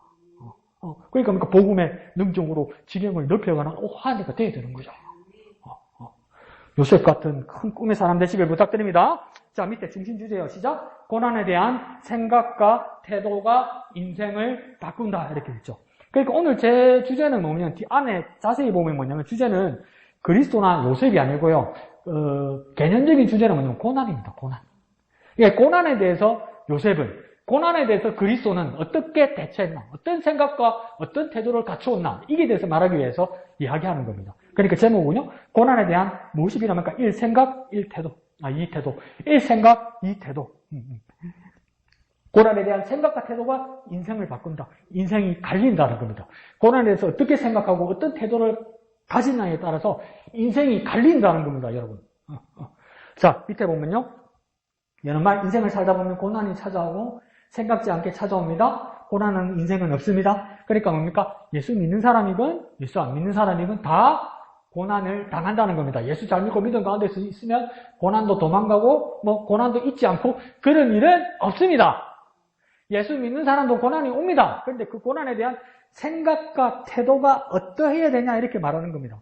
그러니까 그 생각과 태도에 대해서 이제 말해주기 시작할 겁니다. 어떤 생각을 가져야 되느냐? 어떤 태도를 가져야 되느냐? 그러니까 두 가지를 해야 되는 거예요. 고난에 대한 1. 생각, 2. 고난에 대한 태도. 그래서 맨 밑에 줄에 보면 요셉이 고난에 대해서 이야기합니다. 요셉은 고난을 당했습니다. 요셉의 고난의 성격이 첫 번째는요. 생각지 않은 고난이었어요. 예상하지 못한 고난이었어요. 근데 고난의 구체적인 내용이 뭡니까? 오른쪽으로 넘어갑니다. 형이 어떡합니까? 인신매매합니다. 팔아버렸다는 거예요. 동생을 팔고 돈 받았다는 거죠. 두 번째는요. 어디로 갔습니까? 노예로 팔렸습니다. 그 밑에 줄에요. 노예로 팔려고 한 고난 정도가 아니라 뭡니까? 감옥에 갇힙니다. 왜요? 강간범이 된 거야. 강간범으로 뒤집어 쓴 거야. 보디발의 아내에게. 그래서 이런 고난을 가졌어요. 그럼 이 고난에 대해서는 생각하지도 않은 것이고 이해도 안 되는 것이고 설명도 안 되는 거예요. 그런데도 계속 오늘 이 책의 저자는 뭐라고 이야기하냐면 이런 고난에도 불구하고 바른 생각과 좋은 태도가 있어야 된다 이렇게 이야기하는 거죠. 그래서 그 밑에 줄에 뭡니까? 그러나 요셉은 고난에 대한 바른 생각이 있었습니다. 되어 있죠? 그 밑에 줄 가운데 뭐랍니까? 고난에 대한 태도가 좋았습니다. 그러니까 저도 이렇게 여기다 질문해서 그러면 어떤 게 바른 생각이고 고난의 태도가 어떤 태도가 좋은 태도인가? 아직 안 나와요. 근데 그냥 결과로 바로 넘어가요. 결국은 뭐냐면 결과에 대한 거예요. 결과가 어떻게 되었다고 합니까? 1. 더 잘 되었습니다. 뭘 통해서요? 고난을 통해서. 고난을 통해서, 왜냐면 고난이 없었으면, 거꾸로 말하면 고난이 없었으면 더 잘 될 일도 없었어요. 7. 고난을 통해서 더 잘 됐고요. 그 밑에 줄에요. 두 번째는 더 큰 일이 있었습니다. 수많은 생명을 살렸습니다. 수많은 사람의 생명을 살렸습니다. 첫 번째 누구를 살렸을까요? 애굽에 흉년던 애굽의 사람들을 뭡니까? 7년 동안 보장했죠. 그뿐만 아니라 뭡니까? 고향 땅 가나안에 있는 아버지와 형제들의 생명도 구원한 거죠. 거기에서 끝나는 것이 아니라 뭡니까? 거기서 400년 동안 살면서 자손들이 많이 늘게 되는 거죠. 그렇게 멀리 되는 결과를 가졌다는 거예요. 그런데도 아직 답은 안 나왔습니다. 뭡니까? 그 바른 생각, 그 좋은 태도가 무엇인가? 그 나중에 뒤에 알게 될 거예요. 그 밑에 보면 뭡니까? 요셉은 신약을 예수님을 뭐랍니까? 모형입니다. 모형이 같은 말이에요. 앞에 말하는 예표. 그 다음 전조, 징조. 그래서 예수님의 뭐라고 오른쪽에 되어 있습니까? 그림자. 그러니까 모형, 예표, 전조, 징조, 그림자 다 같은 말이에요. 그러면 모형, 예표, 전조, 징조는 예수님입니까? 요셉입니까? 또 헷갈립니까? 아까 하긴 했는데. 진짜? 모형, 예표, 전조, 징조가 그림자가 누구입니까? 요셉과 예수님 중에? 요셉이지. 예수님은 누구입니까? 실제죠. 실상이죠. 실상. 그래서 이런 모형과 그림자인 요셉을 통해서 성경의 여러 인물을 통해서 실상인 예수 그리스도를 만나게 된다 이렇게 말하는 거예요. 그래서 예수님도 그러하셨습니다. 이렇게 나오죠. 그죠? 밑에서 두 번째 줄 뭐랍니까? 1. 바른 생각을 가지셨습니다. 이러죠. 그리고 오른쪽으로 딱 가면 뭡니까? 고난에 대한 태도가 좋았다. 이죠. 요셉처럼 예수님도 바른 생각을 가지셨고 태도가 좋았다고 이야기해요. 그런데도 여기 안 나와 있습니다. 어떤 생각인지, 어떤 생각이 바른 생각인지, 어떤 태도가 좋은 태도인지 아직 말하지 않습니다. 그래서 그 밑에 줄에 결과만 말합니다. 결과는 뭡니까? 구원을 1. 받았고 2. 받고 있고 3. 받을 것입니다. 1. 과거에 받았고 2. 지금도 받고 있고 3. 앞으로도 계속 받을 것입니다. 자, 결과는 나왔는데 그 바른 생각, 좋은 태도가 무엇인지, 고난에 대한 바른 생각, 좋은 태도가 무엇인지 우리는 발견해야 돼요. 왜요? 고난에 대한 바른 생각, 좋은 태도가 무엇인지 알아요. 우리도 우리 삶에 적용하죠. 그래, 우리도 좋은 결과를 내죠. 결과만 알아 뭐 하겠어요? 바른 생각, 좋은 태도를 알아서 우리 삶에 적용해야 우리도 같은 결과를 내죠.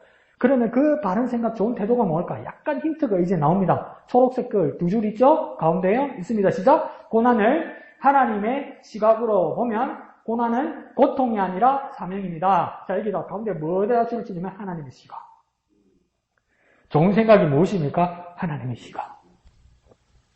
하나님의 눈으로 봐야 되는 거예요. 그러면 어떤 눈을 일단 조심해야 되고 배제해야 됩니까? 사람의 눈, 사람의 생각. 사람의 눈, 사람의 생각. 더 쉽게 말할 거예요. 나 혼자만의 생각. 북타 죽는다고 팔짱에서 빨리 나오라 했는데 아유 짜증나 이러는 내 생각. 근데 다시 하나님의 눈으로 바라보면 하나님께서 나를 보호하셨구나 나중에 알아야 되잖아요. 그때 좋은 생각은 무엇입니까? 하나님의 생각, 하나님의 시각, 하나님의 눈. 그렇게 바라보면 결과는 어떻게 됩니까? 고난은 고통이 아니라 사명이 되는 것입니다. 사명은 누가 보내는 겁니까? 하나님이 우리를 보내시는 거예요. 하나님 우리에게 일을 맡기시는 거예요. 그러니까 이 모든 상황들이 고통과 고난의 순간에도 이 모든 상황들이 하나님께서 나를 이곳에 보내셨다. 정말 열악하고 아프고 힘든 상황인데 내가 이 한가운데 있다. 그러면 어떤 사람은 있으면 내가 뭘 잘못해서 하나님 앞에 내려가 내가 죄를 지었구나. 안 그러면 뭐랍니까? 가르쳐 주지도 않은 거죠. 전생에 내가 뭔 죄를 지어서 또 있었죠. 예수님이 무슨 전생이 있어요. 그냥 전생에 목사님 아침에 가르쳐 주시지 않았습니까? 직관 이러면서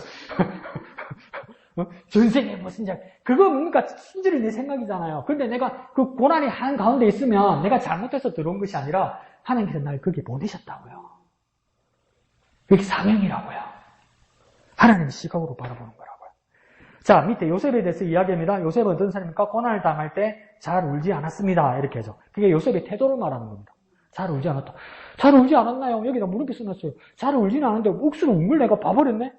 형을 보면서 그렇게 울고 베냐민을 보면서 그렇게 울잖아요. 잘 울지 않았지만 덜 울기는 했다. 그런데도 두 번째 줄은 뭐랍니까? 요셉이 잘한 것은 잘 견뎠다는 겁니다. 그건 인정! 이렇게까지 견딜 수 있나? 인정.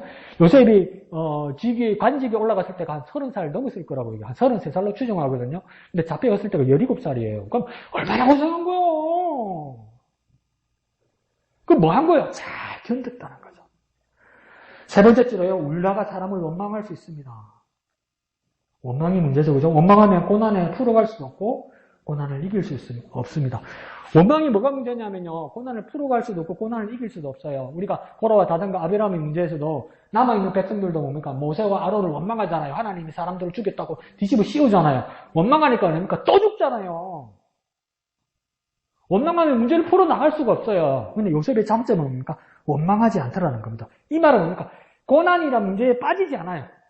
내가 고난 받는 건 맞는데 고난이란 문제에 빠지지 않아요. 그러면 우리 어디로 가야 됩니까? 우리가 고난 가운데 있어요. 고난이란 문제에 빠지지 않으면 우리는 어디 가 있어야 됩니까? 하나님의 시각에 나와 있어야 돼요. 하나님의 시각에 나와 있어야 돼요. 그게 좋은 생각이고 좋은 태도예요, 지금. 고난에 대한 좋은 생각과 좋은 태도로 뭐냐면 고난이란 문제에 집중하는 게 아니고요. 고난의 문제에 나와서 뭡니까? 하나님의 시각으로 보는 게 좋은 생각과 좋은 태도예요. 요셉이 그렇게 했고요. 예수님이 그렇게 하셨다는 걸 나중에 배우게 되는 겁니다.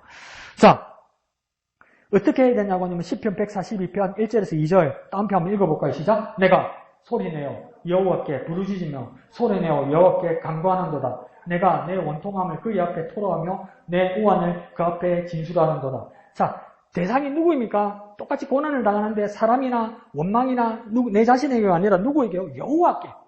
울어도 누구에게 운다고요? 여호와 하나님 앞에. 하나님 앞에 부르짖어 웃는다고요. 그 웃는 방법이 뭡니까? 첫 번째 소리 내는 것이고, 두 번째요 부르짖는 것이고, 또 소리 내는 것이고, 그 다음 두 번째 줄에 뭡니까? 간구하는 것이죠. 맨 밑에 줄에 뭡니까? 우는 방법이요 토로하는 거죠. 그 다음 맨 끝에 뭡니까? 진술하는 거. 우리가 하나님 앞에 우는 방법이 이렇게 나오는 거예요. 소리 내서, 하나님께 부르짖어서, 하나님께 간구해서, 하나님께 토로해서, 하나님께 진술해서, 이 방법이 똑같을지라도 사람에게 우선이 아니라 그러니까 하나님께 그렇게 해요. 하나님께. 그것이 좋은 생각과 좋은 태도예요. 고난에 대한. 뒷장면? 이렇게 말합니다. 원통하고 억울함을 사람에게 쏟지 않고 하나님께 쏟으라고 합니다. 그래서 이거는 어떤 결과를 말한 거예요. 두 번째 줄에요. 사람에게 울고 사람에게 쏟으면 어떤 현상이 난다고요? 뒷말이 나옵니다. 또 비슷한 말요? 이상한 말이 나옵니다. 그렇죠. 뒷말이 나오고 이상한 말이 나오죠.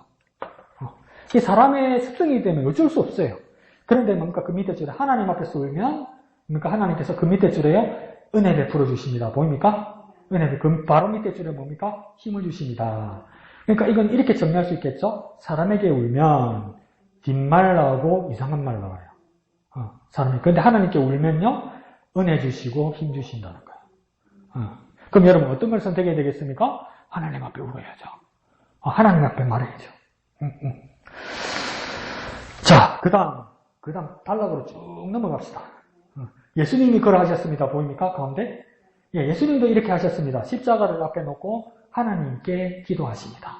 하나님께 십자가를 앞에 놓고 하나님께 기도한다는 말에 가장 중요한 것은 뭐냐면, 비교되는 건 뭐냐면 사람과 의논하지 않았다는 겁니다. 하나님 앞에 우리가 기도하는 자세의 가장 중요한 건 뭐냐면 사람 앞에 의논하지 않고 먼저 하나님 앞에 문제를 내놓고 하나님 앞에 의논했다는 겁니다. 같은 고난과 같은 문제 가운데 있어도 우리가 기도의 사람이 된다는 건 뭐냐면 하나님 앞에 의논한다는 자세와 하나님 앞에 나타난다는 그 시각을 보이는 겁니다. 그 태도를 보이는 겁니다. 기도는 무엇입니까? 태도입니다. 기도는 무엇입니까? 우리의 생각을 증명하는 겁니다. 뭐요? 하나님께로 갑니다 이거예요. 그러니까 좋은 생각과 좋은 태도는 뭡니까? 기도하는 모습이죠. 왜요? 하나님께로 가는 거니까. 예수님도 십자가 앞에서 그렇게 했다는 거예요. 사람과 의논하지 않으셨습니다. 사람 앞에서 괴로움을 말씀하지 않으셨습니다. 그 괴로움을 말하지 않은 이유는 뭡니까? 누가복음 22장 42절을 인용했죠. 그죠? 아버지 뜻이거든. 내 원대로 마시고 아버지 원대로 되기를 원하나이다. 네. 그 말도 맞지만 저는 못됐잖아요. 그래서 그렇게 말 안 했는데 제자들 모아놓고 나를 위해서 기도하라. 내가 지금 죽기까지 고민되었으니 그 말씀도 하셨는데 하셨지요. 사람한테도 정말 믿을 만한 제자들에게 이렇게 말씀하셨죠. 예수님 분명히 사람에게 시도하셨어요. 제자들에게 시도하셨어요. 근데 결과가 어떻던가요? 잡히는 거라. 잡히는 거라. 같이 기도 안 해주는 거라. 안 해준 것도 아니죠, 그죠? 예수님도 인정하죠, 그죠? 못한 거죠. 뭡니까? 마음은 못 이뤄도 육신이 약하다 이러잖아요. 세상에서 제일 무거운 게 뭡니까? 자기 십자가하고 눈꺼풀이거든. 안 되는 걸 어떻게 해? 예수님도 몸소 경험하신 거예요. 그러면서 하나님 앞에 간절히 기도한 거예요. 그게 뭡니까? 예수님의 생각과 예수님의 태도예요. 하나님께 구해야 되는구나. 하나님 앞에 울부짖어야 되는구나. 하나님께 의논해야 되는구나. 밑에서 하나, 둘, 셋, 네 번째 절에 요셉이 고난을 잘 견딜 수 있었던 이유를 알 수 있습니다. 자, 이러면 우리도 적용할 수 있어요. 요셉이 고난을 어떻게 이겼을까? 요셉이 고난을 어떻게 했을까? 그 밑에서 하나, 둘, 세 번째 줄에 어떻게 해서 요셉이 고난을 이겼다고 이야기합니까? 하나님의 목적을 이해했기 때문이라고 이야기해요. 하나님의 목적을 이해했기 때문이라고 이야기해요. 그러니까 형한테 고백할 때 뭐라 합니까? 나는 운수 갚으려고 형한테 선 것도 아니고, 내 잘난 체 하려고 형한테 굴복시키려고 그런 것도 아니고, 형한테 말하는데 하나님이 큰 구원을 위해서 내가 형한테 이걸 말한다면서 정확하게 하나님의 목적을 이해하고 있잖아요. 그러면 우리의 고난 가운데서 어떻게 하면 이 고난을 벗어날까? 어떻게 하면 이 고난을 이겨낼까? 어떻게 하면 앞으로도 전혀 고난이 나는데 얼씬도 못하게 단단히 준비할까? 그런 준비와 그런 기도와 그런 극복과 그런 방법은 있다 없다? 죄송하지만 없어요. 똑같이 우리 고난을 오는데 그 고난에 집중하지 않고 그 방법에 집중하지 않고 우리는 어디에 시선을 돌려야 됩니까? 하나님의 목적. 하나님의 목적. 내게 이 고난을 통한 하나님의 목적. 그걸 이해하려고 해야 된다고. 그러니까 기도가 뭐가 되니까 하나님이 고난을 걷어주시옵소서. 하나님 고난이 얼씬하지 못하게 하옵소서. 예수 이름으로 명하노니 샥샥샥샥 한데 샥샥샥 줄러가고 싹싹싹 일로 들어가고 미치겠어. 환장하겠어. 일이 어찌된 일이야 이러잖아요. 바울도 뭐라 하니까 내게 있는 육체의 가시가 있어 주님 앞에 3번이나 내게 걷어달라고 기도했는데 주님의 응답이 뭐라 나오던가요? 기도가 부족하다. 정성이 부족하다. 헌금이 부족하다. 그렇게 말씀하시다가 주님 뭐라고 대답하십니까? 내 은혜가 네게 족하다 이렇게 말하잖아요. 그 말은 뭡니까? 받아들이라는 거 아니에요. 근데 바울이 거기서 뭘 깨닫습니까? 내게 주신 주님의 은혜를 깨닫잖아요. 우리에게 고난이 와 있을 때 요셉처럼 뭘 깨달아야 됩니까? 하나님의 목적을 이해해야 돼요. 하나님의 목적을. 그러니까 다시 쉽게 말하면 뭡니까? 하나님이 왜 이러시는가? 하나님의 계획이 무엇인가? 이를 통해서 하나님이 이루시는 일이 무엇인가? 하나님의 눈으로 같이 쫙 가야 되는 거야. 요셉이 그게 보이는 거예요. 요셉이 그게 보이는 거야. 예수님은 그렇게 순종해 나가는 거야. 바울도 그렇게 몸부림치다가 결국은 깨닫게 되는 거예요. 그러니까 하나님의 목적. 하나님의 목적. 우리에게 고난이 올지라도 그 고난을 통해서 하나님의 목적을 이해하는 겁니다. 하나님의 목적. 하나님의 목적. 그러니까 우리 고난 가운데서 고난, 고민, 분고, 웃잔다고 내 안 돼. 이렇게만 생각하지 말고 하나님의 목적. 이걸 통한 하나님의 목적. 하나님의 목적을 구하는 거죠. 목사님, 이건 답이 될 수가 없는데. 이렇게 하지만. 자, 그래서 맨 밑에 줄에 뭐라고 됐습니까? 요셉이 형님들에게 그렇게 고백했죠. 생명을 구원하시려고 하나님 그러신 것이다. 그리고 오른쪽 맨 위에 뭡니까? 나를 먼저 보내셨다. 내가 사명받았다. 형들 구원하려고 내가 사명받았다. 그런데 내가 형한테 원수 갚겠냐? 내가 형한테 복수하겠냐? 하나님의 목적이 여기 있는데 아무리 형님들이 나한테 해코지했어도 나는 형한테 복수를 할 수가 없네. 왜? 나는 하나님의 목적을 깨닫고 내가 하나님의 보내심을 받았기 때문에. 이야, 이 대단한 그릇 아닙니까? 이런 영적인 저와 여러분 되시길 부탁드립니다. 그래서 오른쪽에 뭐라고 해야 합니까? 더 명쾌하게 설명되어 있죠. 잘 설명되어 있습니다. 첫 번째 줄 오른게 뭡니까? 자기 시각에서 본 것이 아니라 고난을 뭡니까? 밑에 줄에 뭡니까? 하나님의 시각. 자기 시각에다 가위표를 길게 쳐보세요. 그리고 두 번째 줄 하나님 시각에다가 길게 동그라미를 쳐보세요. 고난을 자기 시각이 아니라 하나님의 시각으로 본다는 거예요. 똑같이 고난이에요. 똑같이 힘들어요. 경기가 안 좋으면 똑같이 고생할 거예요. 전쟁이 일어나면 똑같이 폭탄과 총알이 우리에게도 날아올 거예요. 그래서 어떤 사람은 죽기도 하고 어떤 사람은 다치기도 할 거예요. 예수 믿는 사람도요. 죽기도 하고 다치기도 할 거예요. 근데 이 모든 상황에서 자기 시각으로 보는 것이 아니라 하나님의 시각으로 보는 거예요. 그러니까 형들이 판 게 아니고요. 하나님 보내셨다고. 오른쪽에. 네가 능력이 돼서 내가 팔았다고 생각하지. 이제 하나님이 날 보내셨네. 하나님을 보내시는데 형들도 쓰임받은 것 뿐이네. 근데 형들이 몰랐을 뿐이네. 나는 그런데 그걸 알게 된 거네. 그래, 우리 모든 삶에서 뭘 구해야 되는가? 하나님의 목적. 똑같은 현상 속에서도 하나님의 목적. 하나님의 목적. 그걸 발견하는 겁니다. 그러니까 어떤 일이 일어납니까? 하나, 둘, 셋, 네 번째 줄에요. 뭐 하지 않습니까? 가이드가 따르십니다. 1. 절망하지 않습니다. 오른쪽으로 딱 따르니까 2. 복수하지 않습니다. 3령, 악을 갚지 않습니다. 그러니까 1. 과이표, 절망. 2. 과이표, 복수. 3. 과이표, 악. 하나님의 계획을 알면, 하나님의 목적을 이해하면 과이표, 절망하지 않고요. 과이표, 복수하지 않고요. 과이표, 악으로 갚지 않습니다. 그래서 요셉이 분명하게 말한다. 밑에 절에 형들이 판 것이 아니라 하나님이 보내셨다. 그래서 예수님의 말씀을 밑에 인용하자고자 다음표에 요한복음 20장 21절 아버지께서 나를 보내신 것 같이 나도 너희를 보내노라. 그러니까 우리는 어떤 사람입니까? 예수님의 보내심을 받은 사람입니다. 그러니까 우리는 어떤 사람이 된 겁니까? 예수님의 사명자가 된 겁니다.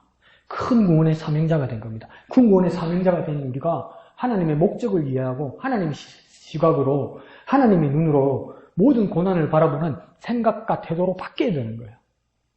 어째 이런 일이, 어째 나한테 이런 일이, 이렇게 생각하면 되잖아요. 그러니까 가운데쯤 보면 8절 보면 나를 이리로 보낸 이는 당신들, 그러니까 형들이 아니요 하나님이시다. 이렇게 요셉이 고백했잖아. 다시 우리에게 적용하면 뭡니까? 내가 이 상황에 처한 것은, 내가 이런 어려움에 처한 것은 사람들 때문이 아니라 하나님이 날 보내셨다. 하나님이 날 보내셨다. 그래서 밑에서 하나, 둘, 가운데쯤 보면요. 생각의 차이가 인생을 바꿉니다. 보입니까? 밑에서 하나, 둘, 셋, 넷, 다섯, 여섯, 일곱 번째 줄. 보이죠? 생각의 차이다가 동그라미 칠까요? 생각의 차이가 인생을 바꿉니다. 그러면 생각의 차이는 무엇과 무엇의 두 가지가 있겠습니까? 사람의 눈과 하나님의 눈이 있는 거예요. 세상의 시각과 하나님의 시각이 둘로 나뉘는 거예요. 그런데 우리는 그 차이 중에 무엇을 선택해야 됩니까? 하나님의 시각, 하나님의 눈으로 우리가 그것을 선택할 때 세상의 눈, 사람의 눈으로 가지고 있는 사람과의 인생이 큰 차이가 벌어지는 거예요. 쭉 차이가 벌어지는 거예요. 다 차이가 벌어진다는 겁니까? 결과는 완전히 달라지는 거예요. 마지막 때 우리의 삶은 완전히 달라지는 거예요. 뭘 선택하시겠습니까? 하나님의 눈, 하나님의 시각을 선택하는 거죠. 그건 뭔가 우리 인생을 바꾸는 겁니다. 이 형제들아, 이 말이 뭡니까? 그 바울이 고백한 거거든요. 한번 읽어볼까요? 시작. 형제들아, 우리가 아시아에 당한 고난을 너희가 모르기를 원하지 아니하노니 힘에 겹도록 심한 고난을 당하여 살 소망까지 끊어지고 우리는 우리 자신이 사형 선고를 받은 줄 알았으니 이는 우리로 자기를 의지하지 말고 오직 죽은 자를 다시 살리시는 하나님만 의지하게 하시니라. 읽어보십시오. 앞에 부분만 보면 이건 세상의 눈으로도 이 성경을 읽을 수 있습니다. 이 말이 뭡니까? 몇 번이고 죽을 뻔했대 이 말이에요. 내 진짜 죽을 뻔했대. 다시 뭡니까? 내 죽는 줄 알았대 이러는 거예요. 강 목사한테 욕 들어보자. 그는 뭐 죽는다 말 하지 마라 그러더니. 그러다가 진짜 죽는다 이거. 하지 말라니까. 근데 바울도 뭡니까? 얼마나 고생했던지 바울이 이래서 뭡니까? 죽는 줄 알았대 이러는 거예요. 뭡니까? 사형 선고를 받은 줄 알았다 이랬잖아요. 죽는 줄 알았다 이러잖아요. 근데 거기서 자기가 깨달은 바는 뭡니까? 자기를 의지하지 말고 맨 끝에요. 하나님만 의지하게 하는 것을 깨달았다. 내가 죽음 앞에서 깨달은 건 뭡니까? 나를 의지하는 것이 아니라 하나님만을 의지해야 되는 것을 깨달았다. 죽음 앞에서도 깨달았어요. 저와 여러분이 고난과 어려움 가운데서 깨달을 건 뭡니까? 나를 의지하지 말고 하나님을 의지해야 되는구나 이렇게 깨달아야 된다는 거예요. 아 그렇구나. 그러니까 고난 어째 이런 일이 아이고 죽겠다 이제 끝났다. 이건 세상의 눈이고 세상의 시각이라고요. 그런데 우리는 똑같이 아 맞다. 사람을 의지하지 말고 세상을 의지하지 말고 나를 의지하지 말고 하나님만 깨달아야 하는구나. 하나님만 깨달아야 하는구나. 이게 진짜구나. 그걸 깨닫는다라고. 그러니까 고난이 뭡니까? 값진 거죠. 고난이 없었으면 몰라요. 관심이 없으면요. 고난이 안 와요. 하나님께 나아갈 사람이 아니면 고난이 안 와요. 사단도요. 우리에게 하나님을 향한 열심이나 가능성이 없으면요. 사단도 우리에게 접근하지 않아요. 가만히 내버려두면 멸망하는데 왜 건드려? 가만히 내버려두면 되지. 가만히 내버려두면 멸망당할 건데. 근데 이건 가만히 내버려두면 지만 구원받는 게 아니고 온 지구에서 온 세상을 하나님의 사람으로 만들 인간이거든. 그러니까 사단이 어떻게 합니까? 작전 시작합니다. 발동합니다. 고난 주고 실망 주고 절망 주고 협박하고 급박하고 진짜 끝났다고 깨달으라고 끝났다고 깨달으라고 끝났다고 깨달으면서 막 목을 쪼우는 거예요. 그러니까 우리는 뭡니까? 이러다 죽겠다. 하나님 무슨 하나님이 에레이 이런 생각이 들 때니까 하나님 눈으로 하나님 목적을 깨달으면 우리는 깨닫는 거야. 아하! 사람을 의지하는 것이 아니라 하나님을 깨달아야 되는구나. 그것을 고난의 순간에서 깨닫게 된다는 겁니다. 자, 뒷페이지요. 108페이지. 첫 번째 줄, 바울은 고난을 통해서 자기를 의지하던 것을 내려놓습니다. 그러니까 바울도 뭘 했다고 고백하는 겁니까? 내가 하나님의 사도이고 선교 여행 가고 전도하고 말씀 전하고 복음 전하러 가지만 내 마음에 한 켠에 남아있던 것이 무엇이었습니까? 자기를 의지하던 것이 남아있었어요. 남아있죠. 왜 안 남아있겠어요? 서울대학 나오고 학위 있고 미국 시민권까지 있는데 그걸 왜 숨기겠어요? 같은 목사라도 그냥 목사인가 서울대 목사인데 하버드 목사인데 그거 왜 숨기겠어요? 신빈권도 이중국적이 있어서 한국 국적뿐만 아니라 미국 국적까지 있다면 그거 왜 숨기겠어요? 그거 막 자랑한단 말이에요. 바울에게도 그런 게 있었던 거예요. 근데 바울이 결국 깨달은 겁니까? 이거 아무 소용없는 거다. JMS 정명석이 왜 그렇게 유명한 사람이 된 줄 아세요? JMS 정명석이 초등학교도 거의 졸업하지 못했다는 게 정설이에요. 근데 그 부총재가 누구냐면 안모 목사인데, 목사는 왜 목사라고 부르죠? 목사라고 나는 부르기 싫은데, 그 부총재가 서울대학 나왔어요. 근데 이 사람이 항상 자기 교주 정명석을 소개할 때 뭐라냐면, 이 사람이 먼저 강단에 서서 뭐냐면, 나는 서울대학 나왔고, 나는 어떤 학위가 있고, 나는 5개국도 하고, 나는 누구보다 똑똑한데, 우리 정명석 교주님을 사람으로 오신 메시아라고 믿습니다. 그러니까 똑똑한 내가 믿으니까 여러분도 당연히 믿어야겠죠? 이런단 말이에요. 그러니까 듣는 사람이 믿어야지 이런단 말이에요. 저렇게 똑똑한 사람이 믿는데 저 사람 말이 무슨 거짓말이겠어. 그래서 엄청난 JMS 신도들이 생긴 거예요. 여기에. 정명석이 말로 그 정명석이 복음을 전해서 그냥 나는 믿은 사람이 생긴 게 아니고 그걸 못 놓는단 말이에요. 자기의 학력, 자기의 배경. 그게 큰 도구가 됐단 말이에요. 정명석에게도, 자기 참모에게. 그와 마찬가지로 바울에게도 뭡니까? 내가 가말리엘 문화생인데, 내가 베냐민 집한테 히브리인 중에 히브리인인데, 내가 로마 시민권을 가졌는데, 그거 갖고 있어야지. 필요할 때 써야지. 이렇게 됐단 말이에요. 그런데 끝에 깨달아서, 고난 끝에 뭘 깨달았습니까? 이거 아무 소용없다. 이걸 가지고 있으면 안 된다. 그래서 두 번째 절에 뭡니까? 자신을 의지할 것이 못 된다는 것을 깨닫게 된다는 겁니다. 우리 고난 가운데서 이게 내가 최후의 보루라고 믿었던 것이 작동 안 하는 순간이 와요. 작동 안 하는 순간이 와요. 작동 안 하는 순간이 와요. 그걸 내려놓는 순간 누구만 만나게 됩니까? 주님만 만나게 돼요. 하나님의 시간만 만나게 돼요. 그래서 그 고난 가운데서 바울도 하나님을 만났다고 합니다. 그러니까 고난이 아주 중요해지고 고난이 아주 기묘해지는 이유는 뭐냐면 자기를 의지하지 않고 하나님을 의지하는 것을 깨닫게 하는 겁니다. 자기를 의지하지 않고 하나님을 깨닫게 하는 가장 큰 수단이 무엇입니까? 죄송하지만 고난입니다. 고난. 그러니까 내가 고난이 오지 않으면 나는 아직 내가 남았나? 한번 의심해봐. 아직 내가 기댈 게 있나? 그래서 바른 생각과 태도는 무엇입니까? 하나님을 보라보는 하나님의 시각, 하나님의 태도, 그것을 바라보는 것이죠. 그래서 바울도 그걸 깨달았다는 겁니다. 그러니까 생각과 태도가 뭔지 아시겠죠? 그죠? 하나님의 생각이에요. 하나님의 시각이에요. 그 고난을 통해서 하나님의 생각, 하나님의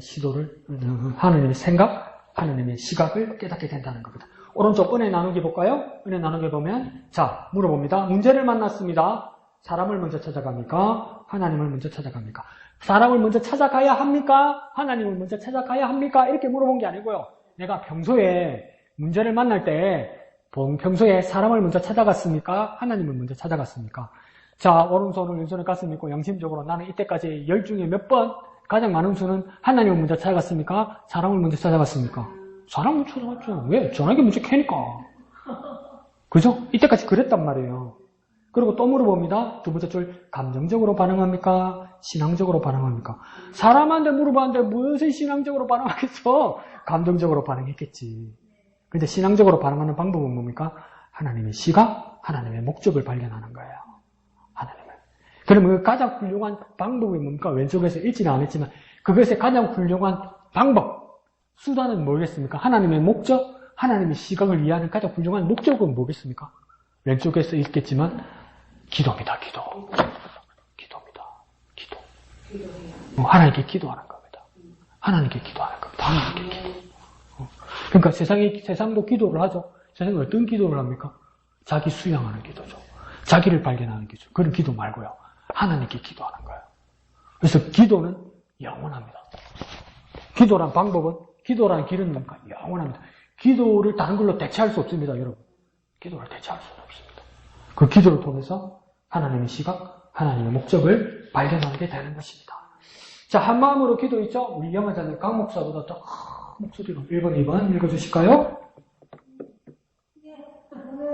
하루하루 열어주셔서 이 고난을 당할 때 감당할 수 있는 힘을 주옵소서. 아멘. 자, 고난을 바라보는 하나님의 시각, 하나님의 목적을 깨닫게 하여 주옵소서. 그리고 감당할 수 있는 힘을 주시옵소서. 다 같이 기도하겠습니다. 거룩하신 아버지 하나님 은혜를 감사합니다.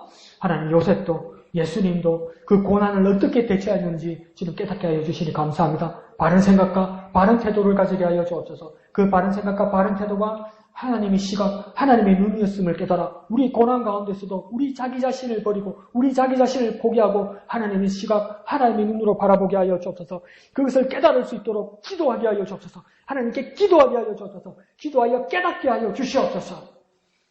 거룩하신 아버지 하나님 은혜를 감사합니다. 요셉의 그리스도의 예표였던 요셉을 통하여 또한 요셉의 실상이었던 예수 그리스도를 통하여 그 고난을 어떻게 이겨나가는지, 고난을 어떻게 담당해 나가는지 주님 깨닫게 하여 주시니 감사합니다. 우리에게 당하는 모든 고난에 대하여 바른 생각, 바른 태도를 가지게 하여 주옵소서. 우리의 판단, 우리의 시각, 세상 사람들이 말하는 그 조언 이전에 하나님의 시각, 하나님의 생각, 하나님의 눈으로 이 고난을 바라보게 하여 주옵소서. 그 고난을 통해서 하나님이 붙게 이루시는 큰 구원을 깨닫게 하여 주시고 이 큰 구원을 위하여 쓰임받는 우리 사명자들이 되게 하여 주옵소서. 이 고난을 거뜬히 이겨내는 능력자 되게 하여 주옵소서. 이 고난에서 세상의 눈을 걷어내고 영적인 눈으로 바라보는 하나님의 사람으로 눈을 열어 주시옵소서.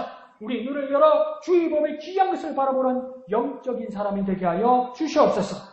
모든 것을 감사드리며 거룩하신 예수님의 이름으로 간절히 기도하옵나이다. 아멘. 하늘에 계신 우리 아버지의 이름을 거룩하게 하시며 아버지의 나라가 오게 하시며 아버지의 뜻이 하늘에서와 같이 땅에서도 이루어지게 하소서. 오늘 우리에게 일용할 양식을 주시고 우리가 우리에게 잘못한 사람을 용서하여 준 것 같이 우리 죄를 용서하여 주시고 우리를 시험에 빠지지 않게 하시고 악에서 구하소서. 나라와 권능과 영광이 영원히 아버지의 것입니다. 아멘. 주님 감사합니다.